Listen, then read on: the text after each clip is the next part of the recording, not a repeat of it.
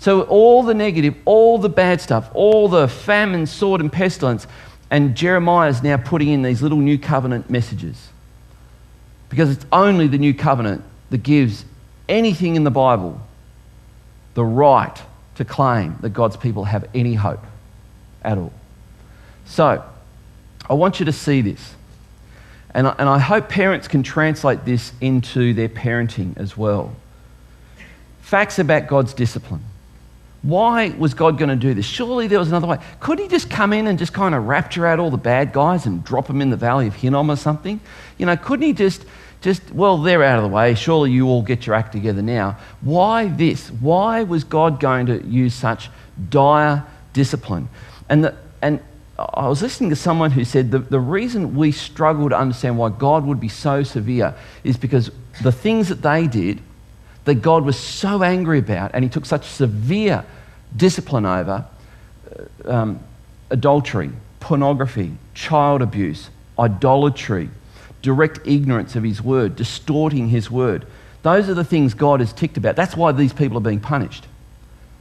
But did you notice that list? Which of these aren't we in culture today doing?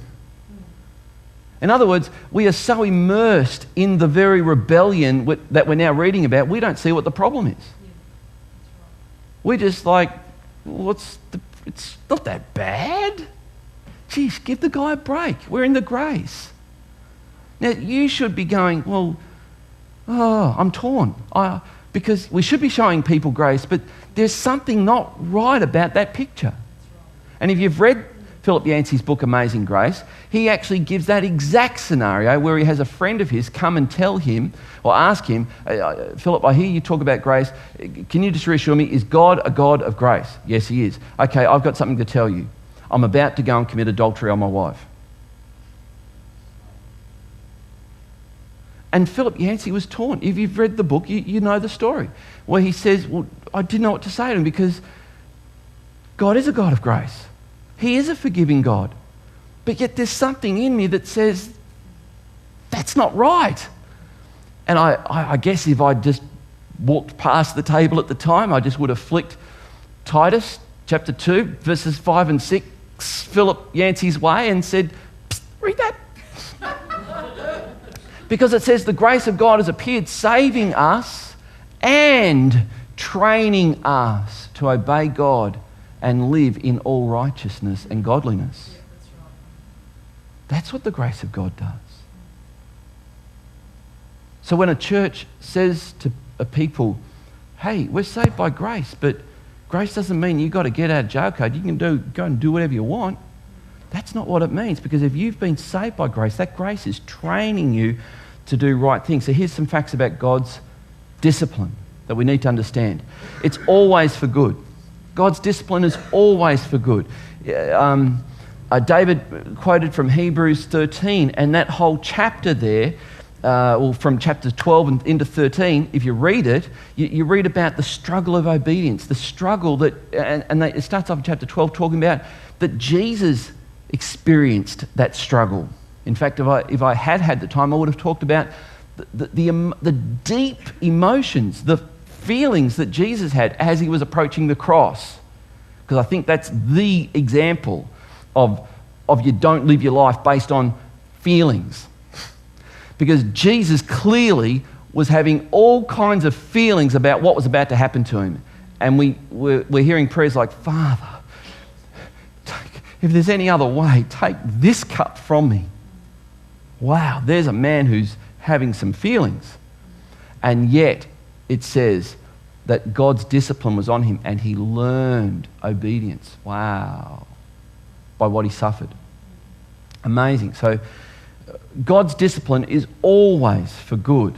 And the cross is the ultimate example of that. God's discipline always gives hope.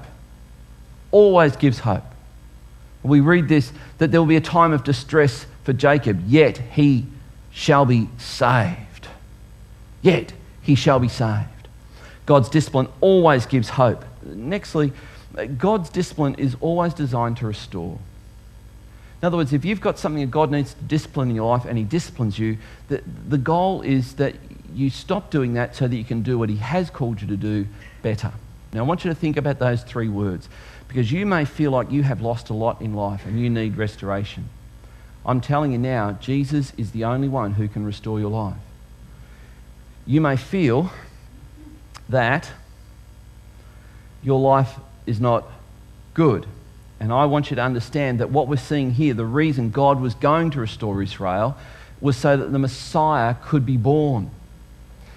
And God did restore Israel. They were sent away to Babylon, but he did bring them back, as Jeremiah says in chapter 29, after 70 years. And they came back and established their ethnicity with the land again, so that eventually the Messiah would be born in Bethlehem. And he would be one of them, and he would be born in the land, which was necessary for him. As a result of the Messiah being born, as a result of Jeremiah saying, "You shall be saved and God shall restore you to the land," which he did. As a result of Israel's history, the Messiah now can give you a good future. A good future. And there are some of you perhaps listening to me right now, and you know if you keep going the way you're going, you're not headed for a good future. But if you surrender your life to Jesus Christ, you will discover that he can give you a good future. New Testament puts it this way, Philippians 1:6. "And I'm sure of this," says the Apostle Paul, writing from a prison cell, shackled and manacled, suffering for Jesus, "that he who began a good work in you will bring it to completion at the day of Jesus Christ." So if you are a Christian, you are following Christ, God is able to complete ultimate good for you if you keep walking with Jesus. When, as a result of Israel's history, the Messiah can now give you hope. You may think there's no hope, there's no way out. Jesus can give you a way out. But notice this is a powerful verse in Romans 8, because it says, "For all creation is subject to futility." Did you get that? All. For the creation was subjected to futility. Not willingly, but because of him who subjected it. What's futility?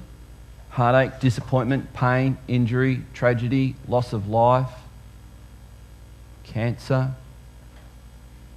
That's futility. Notice what it says? For the creation. All of creation is subject to that. We think, yeah, thanks a lot, devil. But we haven't finished the verse, have we?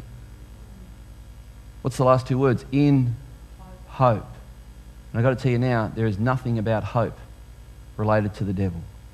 In other words, when creation was subjected to futility, when mankind fell, God instantly instigated hope. And he could foresee down the ages to 2013. He could foresee the cancer. He could foresee the bloodborne diseases. He could see single cell sickle anemia. He could see it all. He could see it all. And he said, that won't be the defining thing for my people. I will give hope. That one day I will wipe every tear away. One day I will give them a place where there is no more pain, no more sickness, no more suffering, no more sorrow. And they will come in and enjoy ultimate bliss. That's our hope. All creation was subject to futility, but not willingly, but because of him who subjected it in hope. As a result of Israel's history, the Messiah can restore you.